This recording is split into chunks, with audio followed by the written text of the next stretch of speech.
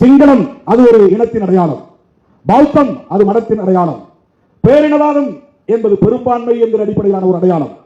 தன்னுடைய பகைவர்களை இப்படித்தான் அவர் அடையாளப்படுத்தினார். சிங்கள பௌத்த பேரினவாதிகள், அவ்வளவுதான் அவருடைய பகைவர்கள்.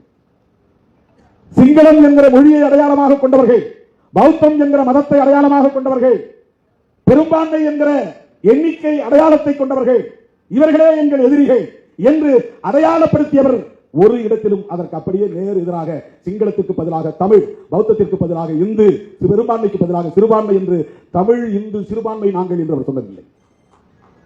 அவருடைய உரையிலோ எழுத்திலோ அல்லது அவருடைய செயல் திட்டங்களிலோ தமிழர் என்ற அடையாளத்தை தவிர இந்து என்கிற சொல்லை அவர் எங்கும் கையாண்டதில்லை.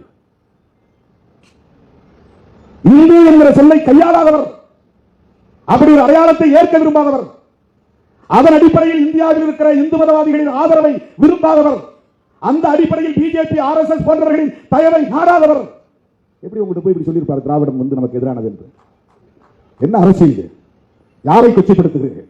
உங்கள் பிழைப்புவாதத்திற்காக யாரை வேண்டுமானாலும் பயன்படுத்திக் கொள்ளுங்கள். அண்ணன் பிரபாகரனை எப்படி தவறாக பயன்படுத்துவதை நாங்கள் வேடிக்கை பார்க்க முடியாது. பிரபாகரன் ஒட்டுமொத்த தமிழகத்திற்குமானவர், எல்லோருக்குமானவர்.